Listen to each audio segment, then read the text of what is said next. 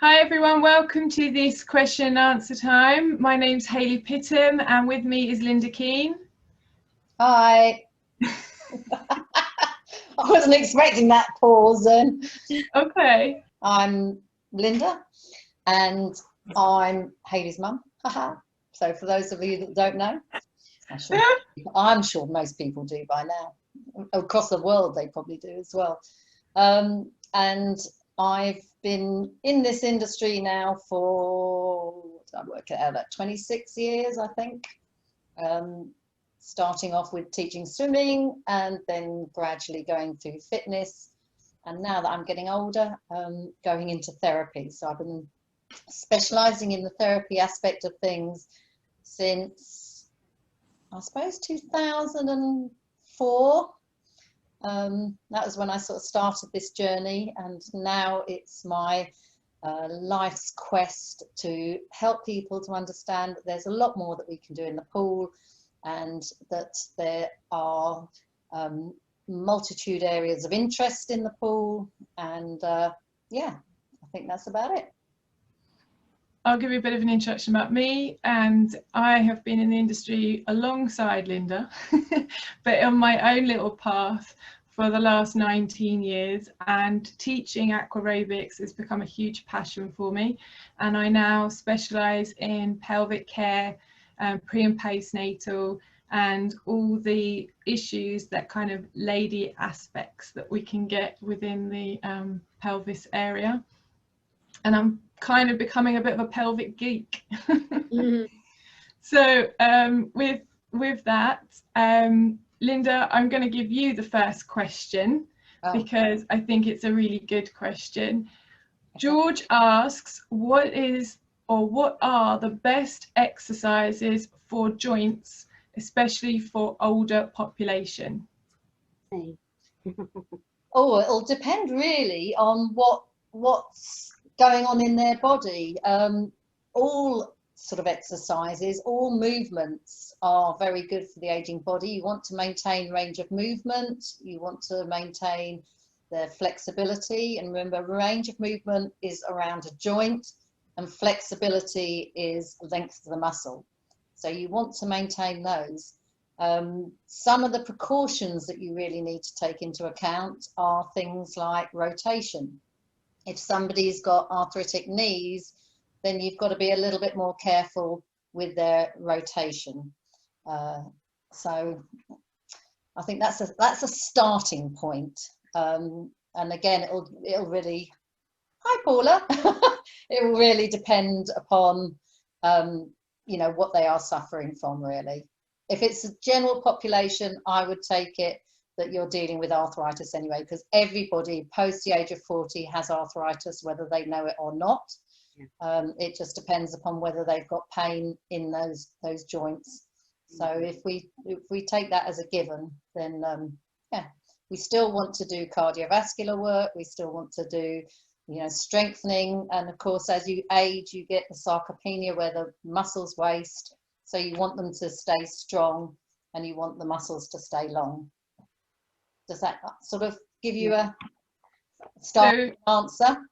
So would you say that with someone who has arthritic joints, should try and stay small or try and expand their movement to lengthen the larger range of motion?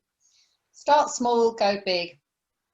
So you don't want them to stay small, because that's one of the things that happen on land. As we get older, you start to decrease the size of your walk, because as the eyesight diminishes, as your hearing diminishes, you become less confident in how you move. So the chances are that your gait, your step will become smaller. So being in a pool where you are supported, I call it like a liquid Zimmer frame, then you want to make those movements as large as you can. So yeah. So one of my things that I want to add in here is that with lockdown, everyone's a bit stiffer. They're not moving as much as they were. Yeah. They probably have spent more time sitting than they would normally. And I think that when we return back, everyone needs to consider that their bodies might be locked up in the swim pool, the people in the class. Yeah, So down, that's what I say. yeah, so you're saying again, it broke up. Locked up in locked down. Yeah.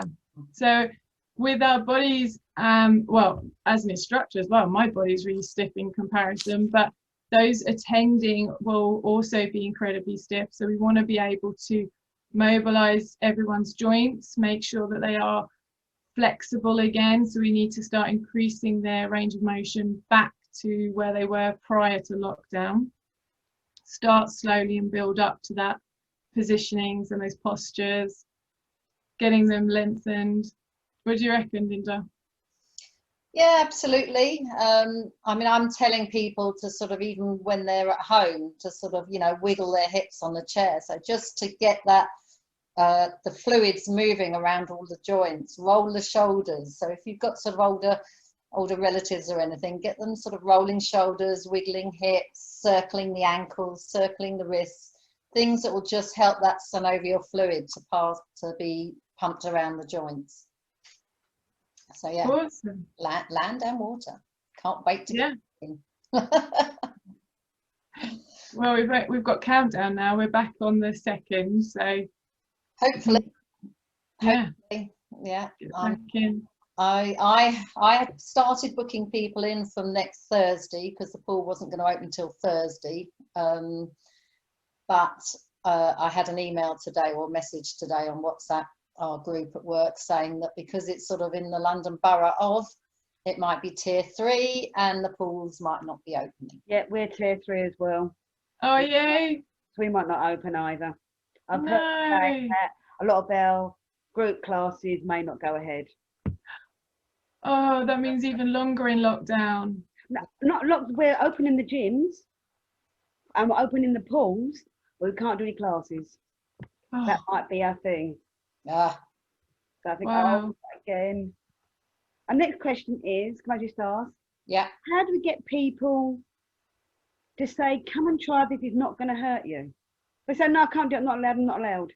And they won't come and try. Oh. My brother's one of those. No, I'm not allowed, doctor, I'm not allowed to move. I'm thinking, oh, they won't come and try. They won't, oh no, I'm too scared. Any words, what we can say to, come on, it won't hurt you. Well, this is where sort of understanding about the properties of water helps. So you use that aspect of things. So say, That's what I keep doing. say to them about the buoyancy, say about the joint spacing. I always use my knuckles as a joint spacing thing. So if I say to them, like, especially people with their knees, so I'll say, when you go into the water, you get joint spacing. So you're no longer rubbing bone on bone.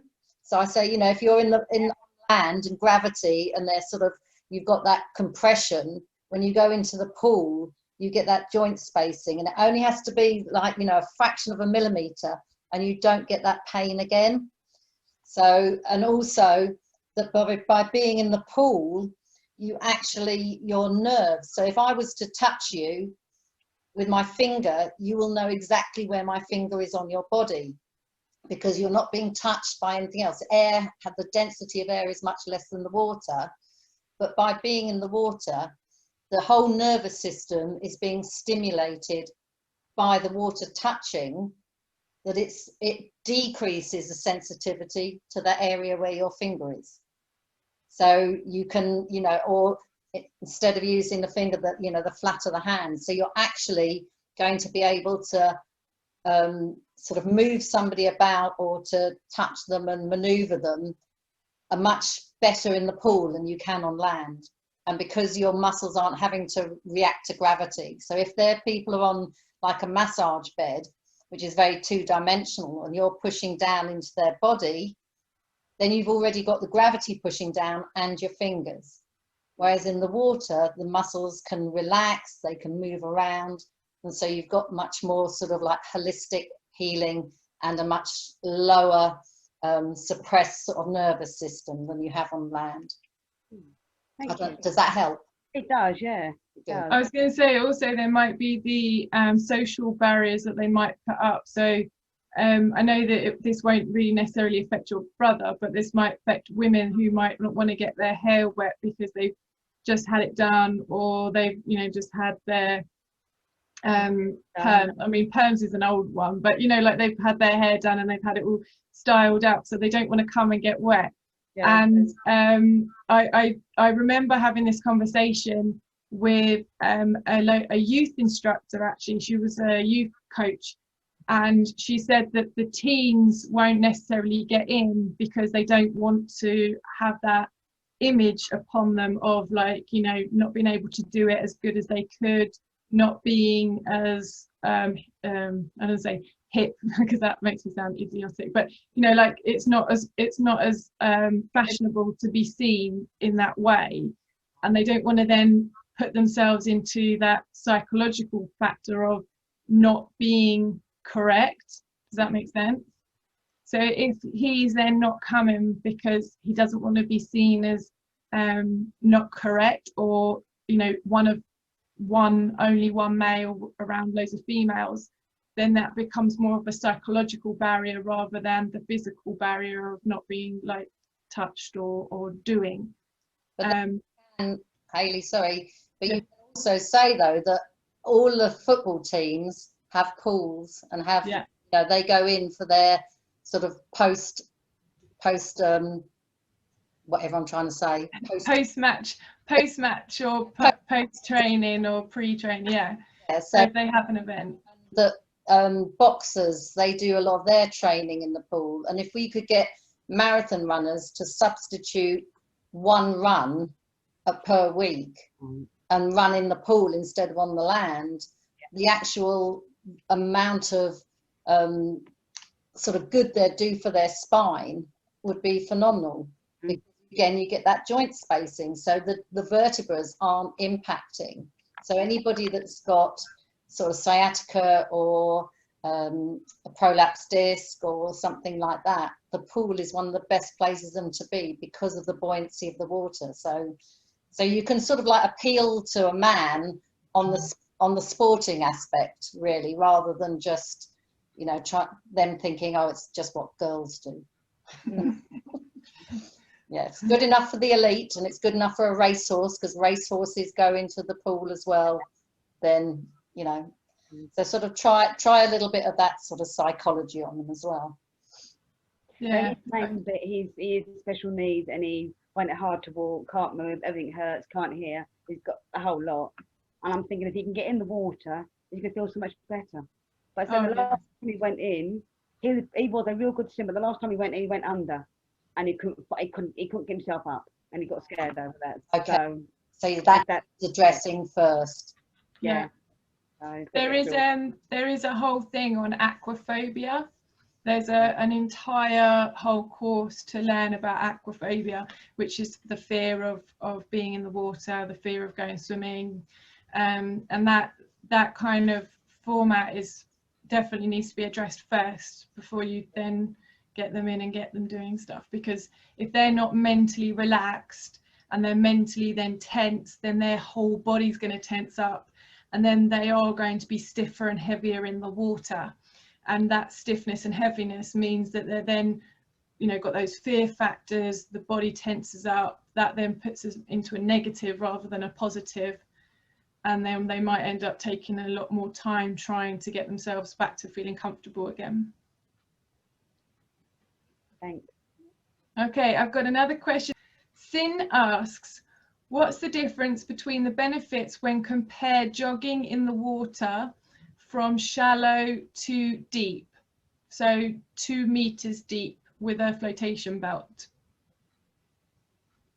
What's the benefits? What's the difference of what is the difference of benefits when you compare shallow jogging to deep jogging? Well, the first one is the tempo, isn't it? So it's going to be a different sort of speed. If you maintain the same size movement, it's going to be very different. It's going to be much slower in the deep water than it is in the shallow. You can also get a different cardiovascular fitness in the shallow water than you can in the deeper water. You're still going to work cardiovascularly, but you're going to be, you can get sort of like a lot more of the turbulence in the shallow end and to the deep end. I could go on and on. It depends on what aspect you want, really. I mean, there's just a couple of differences that you're going to get, is size and of course impact again. We could go on to say about how the heart rate decreases as well. So the heart rate, depth even in the shallow end though as well. Sorry? Depends on the depth in the shallow end as well, because we haven't sort of specified how. This states what this states water waist level as the shallow. Sorry, yeah, missed that bit. That's okay, I probably didn't say it. And deep is 2 meters with a flotation belt. Okay. So what I was saying was basically when you're in the shallow end, you have got a decrease in your heart rate between 7 to 9 beats per minute. And then as you go deeper, that puts more hydrostatic pressure against the body. And the deeper you go, the heart rate can drop down to 12 to 15 beats per minute, depending upon the depth. Yeah. So the heart rate is slower, but the body is still doing the same level of exercise. So the challenge on the body isn't as great for the heart. The heart doesn't have to pump as vigorously or as hard, but you're still getting the muscular benefits with that exercise. So you're getting an increase in strength, you're getting an increase in cardiovascular fitness, but your heart isn't having to push too much. Yeah. Okay. Any other questions? Has anyone on the panel at the moment got any questions or anything that they'd like to put in? Okay. Hey, Paul, have you got anything to? Okay. Hi. Hi. Anything to do with pelvic floor? Anything good to help strengthen the pelvic floor muscles? Yeah, so that's my area. With the pelvic floor exercises, one of the first parts of it is to connect the breath with the pelvic floor. So there are muscle strengthening exercises where we need to go back to very much basics and then build up. So depending upon the actual strength like that we're going into, so are we going with a woman who's just had a baby, do we have a woman that's maybe got a prolapse, is there a woman, you know, so all these different things will lead you to then understand where the pelvic floor is. So whether it's weakened through trauma or weakened through birthing, or whether there's another issue coming on, that gives you an idea of where your starting point is. Then the fact of building up those exercises is key to then where their focus is. And you have to first of all make sure that the breath and the pelvic floor connection is done first, before you then start adding in the exercises. And this can be very well added into a normal class, but obviously we don't want to spend too long on the breath to pelvic floor exercises because we don't want them to get too cold. Because the first point is to basically relax the body, relax everything, and then connect the breath, the mind, and the muscle. And that then might be a case of just literally standing still, because some people need to have a lot more thought process in connecting that pelvic floor. Then when you then start getting that connection and everything is in the right timing, then that's when we start adding actual movement patterns and movement exercises. And so therefore it's a kind of staging process to make sure that how they started is then gradually looked after to where we're going. Does that make sense? Yep. So when you're then doing your normal routine or your normal classes, if they are of an age, so let's you know 60 plus, won't say proper ages because people might get offended, but if we're looking at the age population, then the majority of them have some form of dysfunction, and 1/3 of women have some form of pelvic dysfunction. So just getting them in the water, automatically they're going to have support from the water on the pelvic floor. But then there's going to be no oops situations, so and they're in the water, so no one can see that, but they can focus just a couple of minutes of time on their breath to muscle connection. And that technique is, did you see that I did a lecture at the convention on the pelvic floor? No, I've missed that one. Okay, well it's still online. It's £15, and it's an hour and 10 minutes, and it's all about controlling how to control the breath, where you put the pelvic floor exercises in, where you then start building up the movement patterns. And it's not straight away, because there's, how do I put this quickly, there's 3 main focuses of the pelvic floor. And where the old wives' tale used to be that you want to stop your wee-wee to work your pelvic floor, that's old news. That's kind of a fraction of everything that needs to be looked at. So there's a lot of information in that course, in that little lecture, and it's still available. So that then gives you those processes to how to put it into your class and how to then progress it. So if you have any more questions after that, give me a shout. Okay. We did actually have someone else asking about pelvic floor workout and about incorporating them into a normal pool workout. And the main thing that I want to just stress is that a lot of the beginning, you need to do the beginning building blocks to be able to move on to the exercises.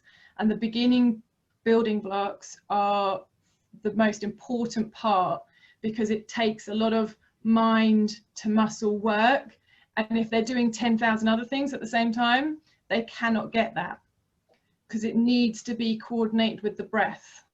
So by eliminating all the other actions, they can then focus that muscle. And if they can work on that muscle, they can get a 20% improvement within 1 week if they can just keep practicing it. And they can then take that bit home and keep practicing it. And Leslie, you were at that lecture with the pelvic floor lecture. Does that make sense to you, what I'm saying? Yes, it does. Yeah. Would you recommend to Paula to watch that lecture? I would, because I've watched it a couple of times. I still want to watch it again to get it in here. But yes, it does help. It does help. Yeah. I feel sometimes that you've got a class of about 30. Yeah. And some people might not understand what's going on, and they come ask you questions afterwards. You need, right, do you need like just a 10 minutes just to do something like that? I think not a full class, just a 10-minute bit, and get into that. Yeah. So like maybe do half an hour of Zumba or whatever. Do a half an hour just on that, just 10 minutes on that, just to get used to it, get your brain that connected. Yeah, it just needs to be a couple of minutes at the end, or a couple of minutes when they first get in.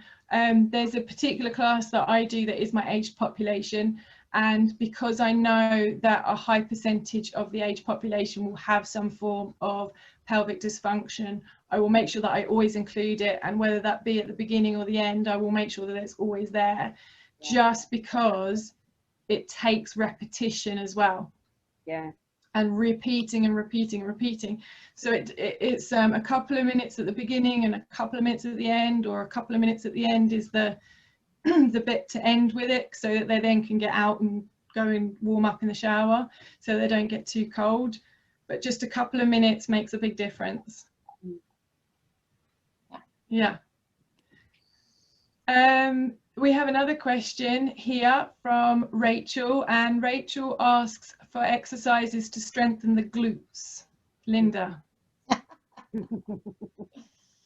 Well, again, it's back to basics. It's looking at the properties of water and thinking about the buoyancy. So you've sort of got to work sort of in that opposition. But when it comes to glutes, the thing that I tend to find a lot of people do is they bend their leg when they take the leg up behind them.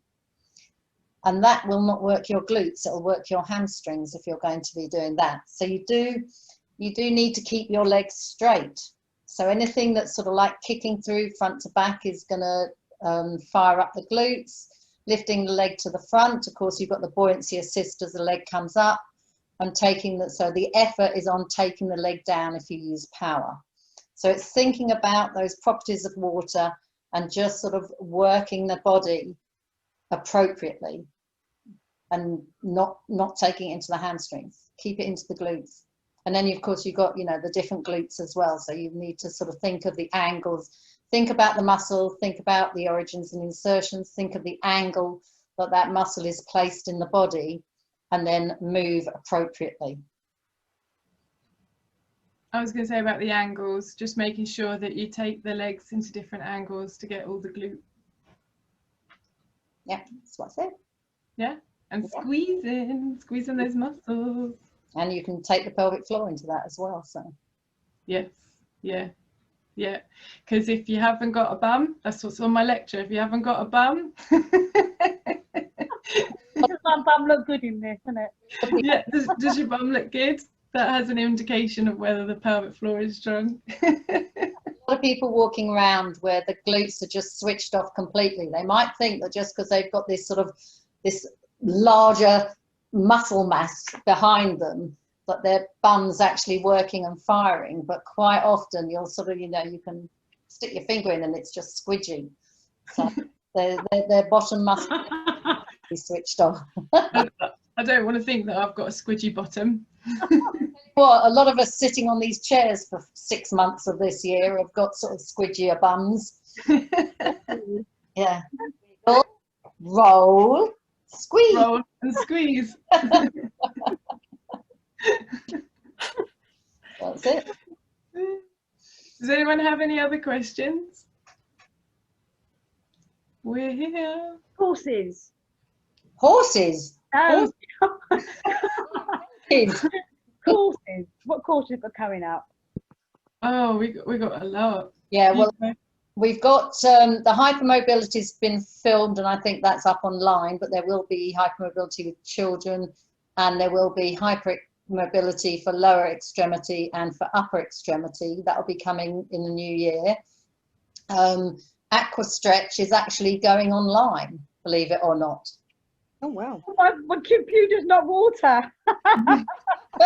I know, but it means that you can do the course. I mean, how it's going to be sort of like modular form, a bit like Haylley's Aquanatal. It's going to be modular, but there will be you need to be sort of filmed and get someone to film part of the assessment. But then probably 3 times a year, I will do a live assessment. So it can be either a workshop, but if you want the qualification in it, then you'll have to come and do the live qualification. So You do levels in it. sorry, You do. I've got the first level. Do you do levels in that? it's there's the advanced, which is includes the spine. So that's sort of like the advanced level, but it's also going to feed into other things. So we've also got from my courses, I'll let Haylley talk about hers in a minute, but the introduction to aquatic therapy, that's coming at the end of the year, and that's going to be again modular, but within the course it feeds into other courses, so you'll get an option of doing another course linked into it, so it'll be part of the introduction to aquatic therapy as well. So you could go down the hypermobility track, or you could go down a sort of joint care track and things like that. So so that's and then and then of course there's the fascia track, where you've got function and flow, you've got the elastic recoil. So we've got sort of like the foundation courses, the aqua stretch, the introduction to aquatic therapy, and then there's avenues that you can go down. Right, so my next one would be the therapy one. Yeah. That'd be, so that I've got my aqua stretch and therapy, and then that can go a bit higher. Yeah, and then the whole what we're planning is that you do this sort of umbrella type thing. So you've got your foundation, and then it comes out like the umbrella. Yeah. And eventually you'll be able to get a diploma. So you'll be able to get a diploma in aquatic therapy. So yeah, it's all, the stages are going into place as we speak. So, Okay. and then we've got sort of like other instructors and trainers that we are bringing in that will be under the A.R.E.A umbrella, and you can have their tracks as well. So yeah, I'll let Haylley talk about her bit next. So I have aquanatal course and aqua postnatal course. The aquanatal course will be out Christmas, and the postnatal will be out hopefully in January. The course is modular and it is pretty intense. So it's now a 20-hour course for the natal course. It's all online. That includes basically from the moment the cell is conceived and becomes an embryo, all the way through to labour and the different situations of labour, and how that then is affecting the woman as she goes through the 40 weeks, and how we then put them into the water and teach them aquanatal classes. And with that, you are also asked to do a lesson plan, and a lesson is performed and then sent in to me. So it's all online, with guidance, with help and support through emails, phone calls, and Facebook support groups. And with that, it totals up to about 20 hours of one course, and then that will be similar for the postnatal course, which hasn't quite been finished yet. So I can't give you the exact hours that it is, but originally that course was one, so it was pre and postnatal, and I have now split them up. So you have the natal and then you have the postnatal part. Then I also have a pelvic workshop that I've done, which is called Pool Floor to Pelvic Floor. And that also should be done for the new year.